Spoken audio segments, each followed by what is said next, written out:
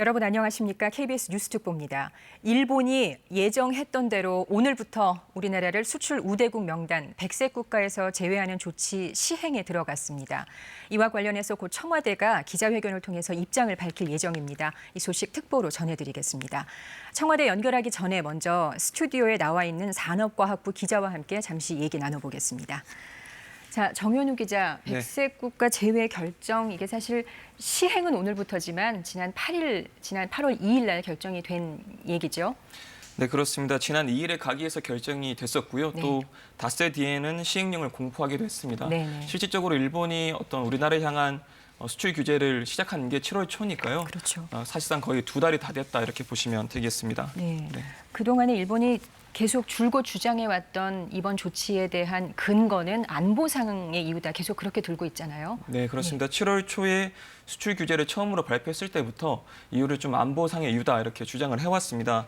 다만 문제는 일본이 이런 주장을 내놓고 있는데도 불구하고 우리 정부에서는 그러면 구체적으로 안보상의 이유가 무엇이냐, 구체적인 이유가 뭐냐 이렇게 여러 차례 문의를 했지만 구체적인 이유를 들고 있지 않기 때문에 우리 정부 입장으로서는 좀 난감하다, 이유를 알기가 어렵다 이렇게 되겠습니다. 네, 오늘도 또 스가 관방장관이 기자회견을 통해서 다시 한번 또 이 부분을 또 주장을 했단 말이에요. 우리 정부로서는 좀 답답할 수밖에 없다 이렇게 볼 수 그렇죠. 있겠습니다. 네네. 구체적인 이유는 들지 않는데 이야기만 같은 이야기를 반복하는 겁니다. 빈약한데, 그렇죠. 네네. 예. 스가 요시히데 관방 장관이 오늘 안전 보장의 관점에서 수출 관리를 적정하게 실시하는 데 필요한 운용을 고친 것이다 이렇게 설명을 했습니다. 네. 문제는 이 운용을 고친 게 어떤 안보상의 이유와 연결되는지 우리 정부에 설명을 하고 있지 않기 때문에 우리 정부로서는 일본이 왜 이런 조치를 하느냐, 대응 조치를 하기가 어렵고 또 강한 조치들이 나갈 수밖에 없는 상황입니다. 네. 자, 그러면 김현종 청와대 국가안보실 2차장의 발표 직접 들여보시겠습니다. 예, 안녕하십니까. 안보실 2차장 김현종입니다. 그간 우리 정부는 대법원의 강제징용 판결과 관련해서 일본이 취한 경제보복 조치를 철회할 것을 지속적으로 요구했습니다. 그럼에도 불구하고 일본은 오늘부로 우리를 100색 국가에서 제외하는 조치를 시행했습니다. 정부는 일본의 이번 조치에 강한 유감을 표명합니다. 최근 일본은 우리 지소미아 종료와 관련해서 우리가 수출 규제 조치를 일본 안보 문제인 지소미아와 연계시켰다고 주장하고 있지만 당초 안보 문제와 수출 규제 조치를 연계시킨 장본인은 바로 일본이라는 점을 다시 한번 강조합니다. 일본은 우리에 대해 수출 규제 조치를 취하면서 당초 강제징용 문제와 관련하여 양국 간 신뢰관계가 훼손되었다고 주장했다가 나중에는 우리의 수출 허가 제도상의 문제점인 일본 안보에 부정적인 영향을 끼친다고 주장하기도 했습니다. 지난번에도 말씀드렸듯이 미국이 공신력이 있는 연구기관인 Institute of Science and International Security 국제안보과학연구소는 전략물자 수출 통제 체제가 우리가 17위이고 일본이 36위라고 함으로써 일본의 주장이 근거가 없다는 것이 확인되었습니다. 또한 일본의 지도층들은 마치 우리가 국제법을 지키지 않는 국가로 신뢰할 수 없다는 점을 제기하고 있습니다. 더군다나 최근 아베 총리는 우리에 대해 신뢰할 수 없다는 국가라는 점을 최근 2번이나 언급하면서 우리를 적대 국가 같이 취급하고 있습니다. 다시 강조하지만 한일 지소미아는 양국 간 고도의 신뢰 관계를 기초로 민감한 군사 정보를 교환하기 위한 것으로 일본의 주장처럼 한일 양국 간 기본적인 신뢰 관계를 훼손된 상황에서 지소미아를 유지할 명분이 없습니다. 특히 고노 외상은 어제 정례 기자회견에서 한국이 역사를 바꿔 쓰려고 한다면 그것은 불가능하다고 언급하였지만 역사를 바꿔 쓰고 있는 것은 바로 일본입니다. 우리 정부는 1965년 청국 간 협정을 부인한 적이 없습니다. 우리 정부는 일관되게 일본 정부, 군 등 국가 권력이 관여한 반인도적 불법 행위는 1965년 청구권 협정으로 해결된 것으로 볼 수 없고 따라서 일제 강점기 강제 동원 피해자 개인 손해배상 청구권은 여전히 살아있다는 입장을 유지해 왔습니다. 작년 대법원 판결은 이것을 확인한 겁니다. 일본 정부는 우리 정부가 대법원 판결을 시정할 것을 요구하고 있습니다만 이러한 요구는 사법부의 독립성과 삼권 분립의 원칙을 무시하는 것으로서 민주주의 국가에서는 사법부에 대한 정부의 간섭은 있을 수 없습니다. 일본 외무성 조약 국정이 1991년 8월 27일 1965년 한일 청구권 협정으로 개인 청구권 자체가 소멸된 것이 아니라는 입장을 표명했습니다. 또한 2차 대전 중 사이베리아에 억류되어 강제 노역을 당했던 일본인의 개인 청구권 문제에 대해 일본 스스로도 1956년 체결된 일본 소련 간 공동선언에 따라 개인 청구권이 포기된 것이 아니라는 입장을 표명한 바 있는데 일본은 지금 이러한 입장을 바꾸고 있는 것입니다. 어제 이낙연 국무총리께서는 한일 지소미아 종료까지는 3개월이 남아 있으므로 이 기간 중 양측이 타개책을 찾아 일본이 부당한 조치를 원상 회복하면 지소미아 종료를 재검토할 수 있다는 점을 언급했습니다. 공은 일본 측에 넘어가 있다는 것을 다시 한번 강조합니다. 이번 한일 지소미아 종료 이후 미국이 이에 대해 실망과 우려를 표명하면서 한미 동맹 균연을 우려하는 목소리가 있는 것으로 알고 있습니다. 지난번 브리핑에서 제가 설명해드렸습니다마는 미국은 한일 지소미아 유지를 계속해서 희망해 왔기 때문에 우리의 지소미아 종료 조치에 대해 실망을 표명하는 것을 이해할 수 있으며 그러니까 우리가 이해할 수 있다는 겁니다. 미국이 동맹국이나 우호국과의 정책적 차이가 있을 때 대외적으로 표명하는 표현입니다. 지금 국제 질서는 큰 변화의 소용돌이에 직면해 있습니다.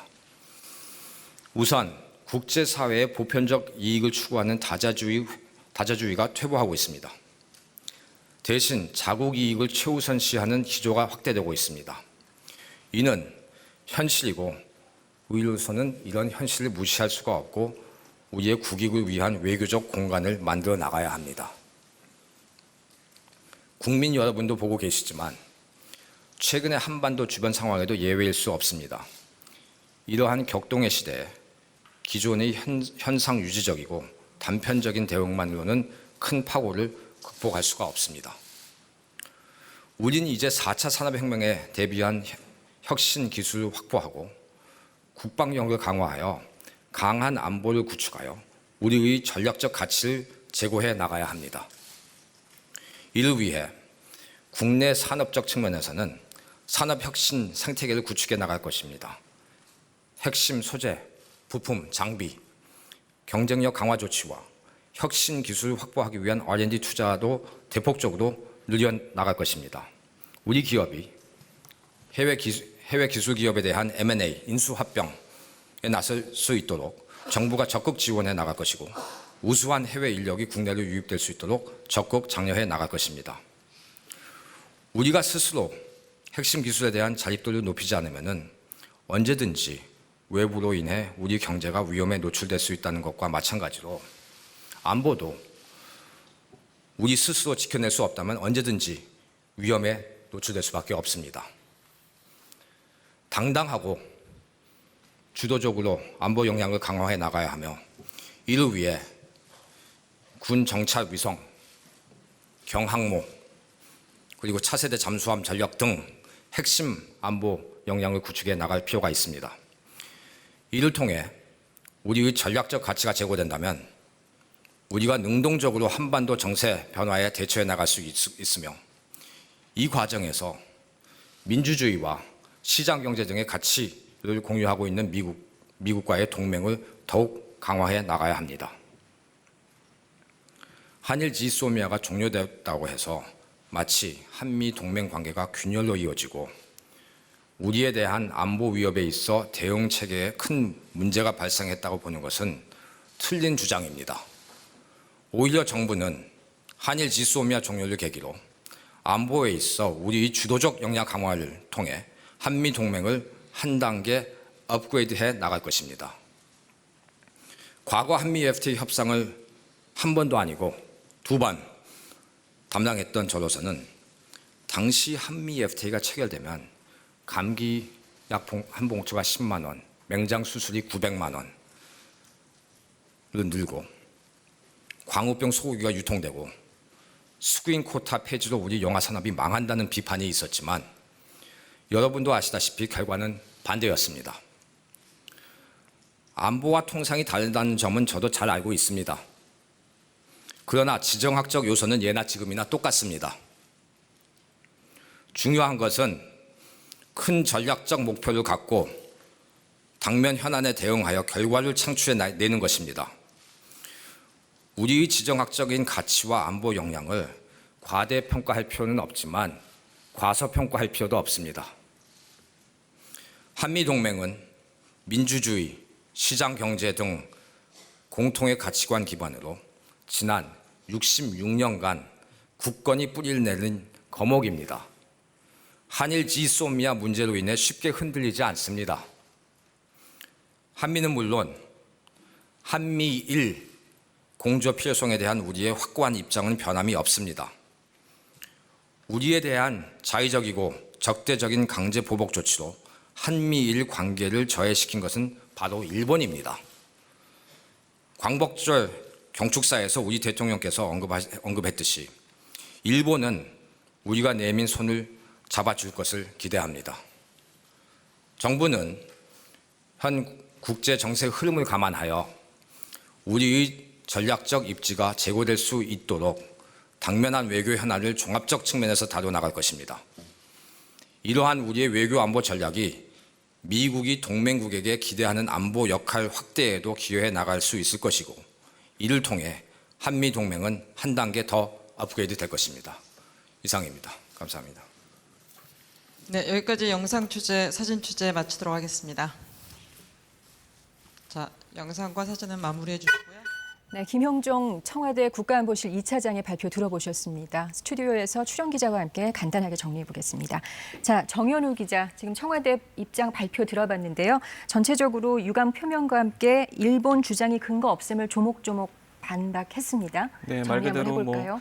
조목조목 반박했다 이렇게 볼 수 있겠습니다. 먼저는 철회를 우리 정부에서는 지속적으로 일본의 부당한 조치에 대한 철회를 요청해왔다는 점을 분명히 했고 일본이 내놨던 어떤 근거들도 사실과 관계가 없다 이렇게 말을 했습니다. 네. 그리고 일각에서는 걱정하는 이번 문제로 인해서 미국과의 어떤 공조가 흔들리는 한미 문제도 동맹? 없다. 그렇죠. 그러니까 염려하지 말라는 어떤 메시지도 내놨다 이렇게 볼 수 있겠습니다. 네, 그리고 또 더불어 마지막으로 한미일 공조 필요성은 여전히 가지고 있다. 계속 노력하겠다. 공은 일본에게 있다는 점을 분명히 네. 했다고 보면 되겠습니다. 다시 한번 일본 측에 얘기를 해준 것 같습니다. 네. 고맙습니다. 네, 일본이 백색 국가에서 우리나라를 제외하는 조치를 예정대로 오늘부터 시행했습니다. 이에 대한 청와대의 입장과 대책 들어보셨습니다. 더 자세한 소식은 이어지는 정규 뉴스에서 전해드리겠습니다. KBS 뉴스 특보 마칩니다. 시청해 주셔서 고맙습니다.